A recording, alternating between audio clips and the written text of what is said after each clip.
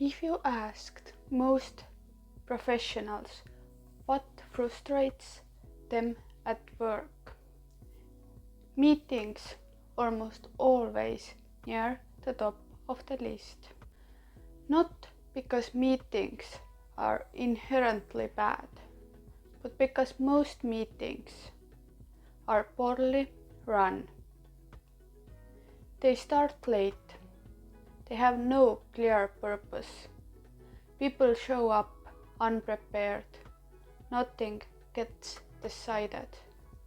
Everyone leaves feeling that the same work could have been done alone. And over time, this creates something worse than inefficiency: disrespect. When meetings waste time, they silently communicate that people's time doesn't matter.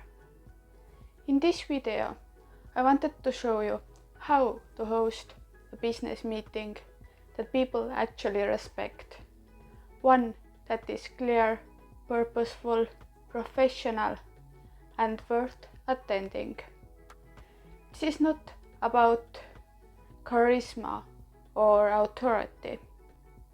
It's about preparation, structure, and consideration.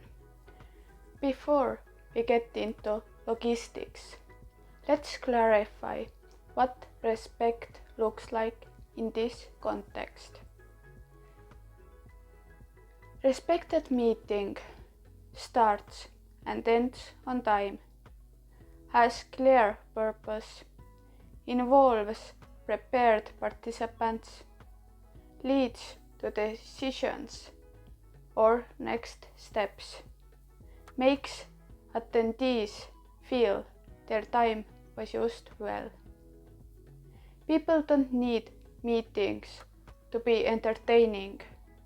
They need them to be useful. Respect is built long before the meeting begins and long after it ends. Part 1 is the invitation. That's where respect starts. A meeting is already either respectful or disrespectful at the moment the invitation is sent. First, get the basics right. Every time. This sounds obvious, but it's surprising how often it's done poorly. Every meeting invitation must clearly include correct date, correct time, correct time zone. Time zone mistakes are not minor. They signal carelessness and create unnecessary confusion, especially for remote or international teams.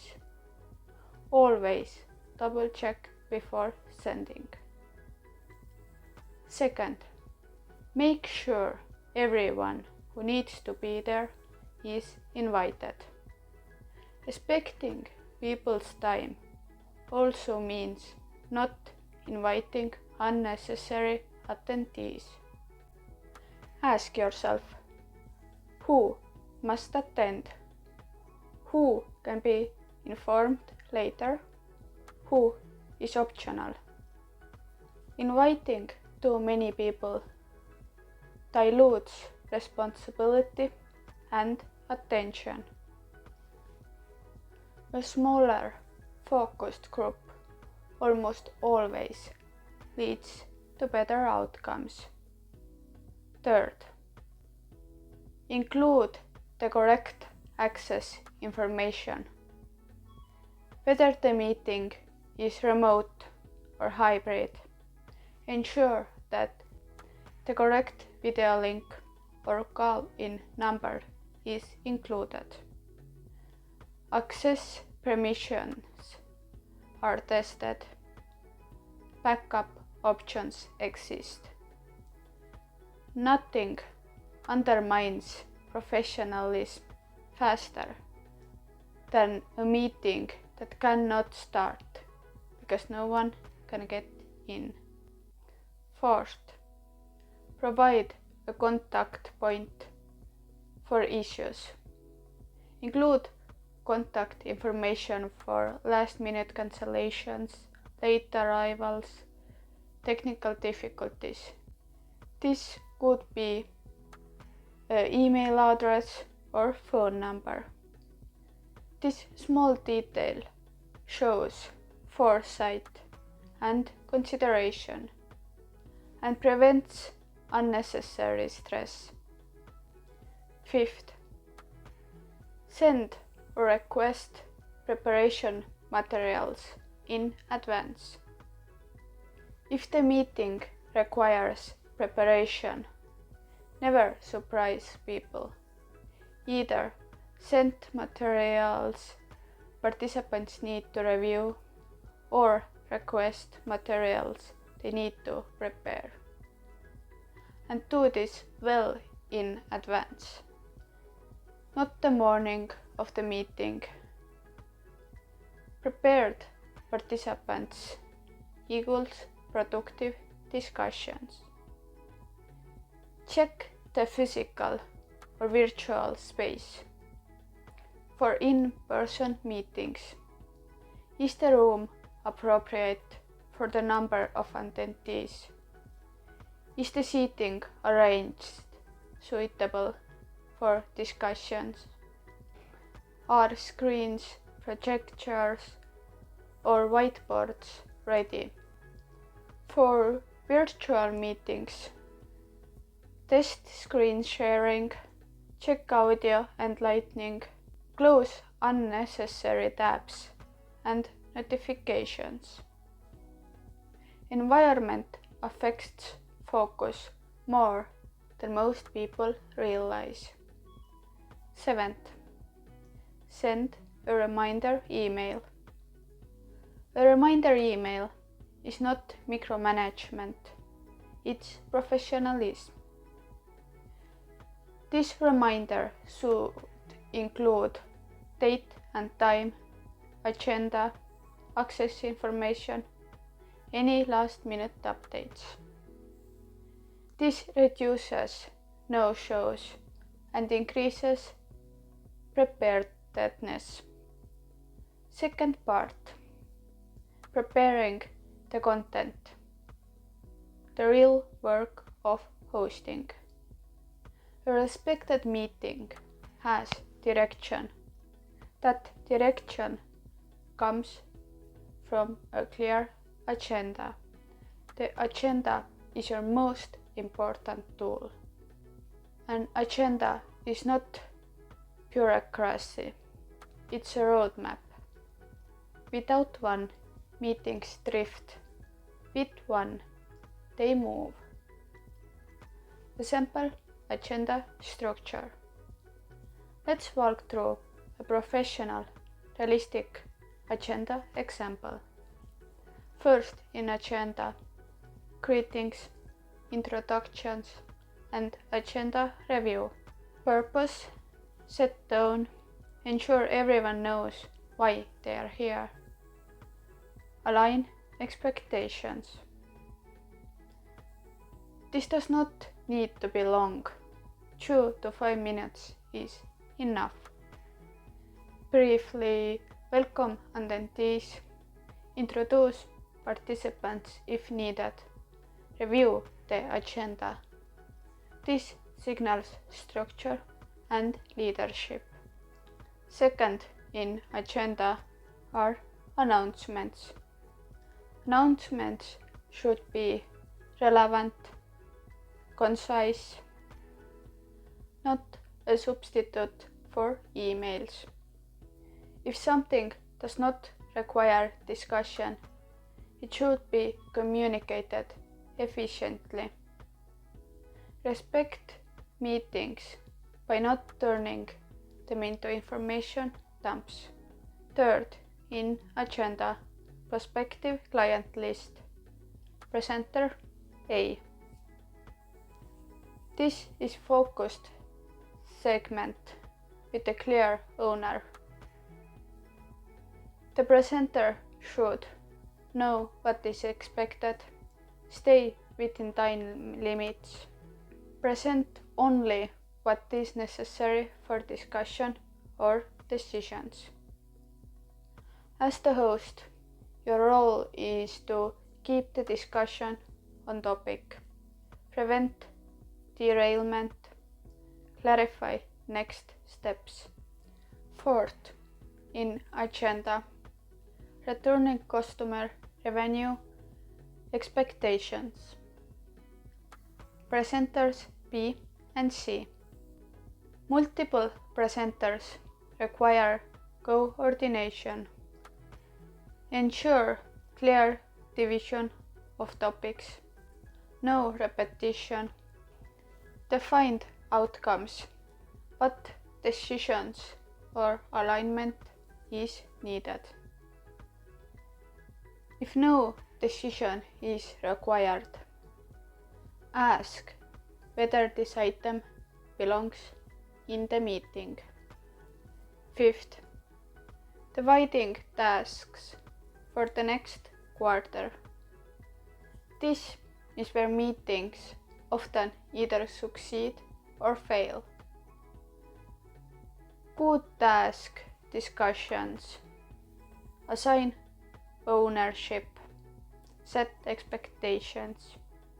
Clarify deadlines. Avoid vague outcomes like "we'll look into it." Every task should have a responsible person, a clear next step. 6. Questions and discussion. Discussion is valuable, but only when contained. As host, encourage relevant input. Gently redirect off-topic comments. Watch the time. Respect discussion without letting it dominate the meeting.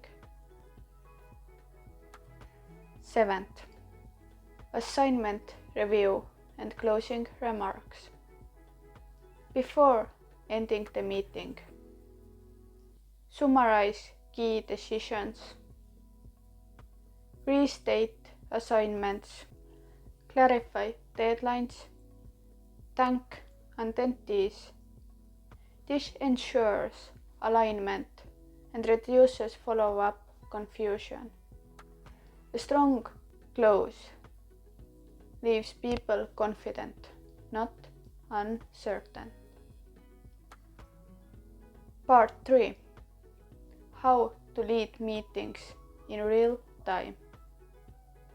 Preparation matters, but execution is where respect is either earned or lost. Start on time, always. Starting late punishes punctual people and rewards lateness. If someone important is missing, you can acknowledge it, but do not delay unnecessarily. Set the tone early. Your tone sets the standard. Be calm, clear, professional. You don't need to dominate the conversation. You need to guide it. Keep the meeting on track. This is one of the host's most important responsibilities. When conversations drift, acknowledge the point. Redirect back to the agenda. For example, let's note that and return to it later if time allows. This maintains respect without shutting people down. Manage disagreements professionally. Disagreements are not failures. They are information. Your role is to Keep them relevant. Keep them productive. If a disagreement cannot be resolved in the meeting, assign follow-up rather than letting it consume time. Watch the time actively. Time awareness communicates respect.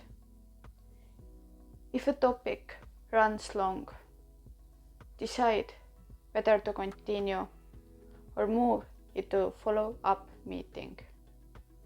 Staying on schedule builds trust. Part 4. Common mistakes that destroy meeting respect. Let's address what not to do. No clear purpose. If no one knows why they are there, the meeting fails. No decisions or outcomes. Meetings without conclusion feel pointless. Poor preparation. Unprepared host creates unprepared participants. Too many attendees. More people does not mean better discussion. Bad technology. Technical issues signal lack of care. Allowing complaining without direction. Complaints without action drain morale. Part 5. After the meeting, where respect is reinforced. The meeting doesn't end when people leave the room. Send a follow-up summary. A short summary should include key decisions, assigned tasks, deadlines. This reinforces clarity and accountability. Follow through. Nothing destroys meeting credibility faster than ignored decisions, forgotten tasks, no follow-up.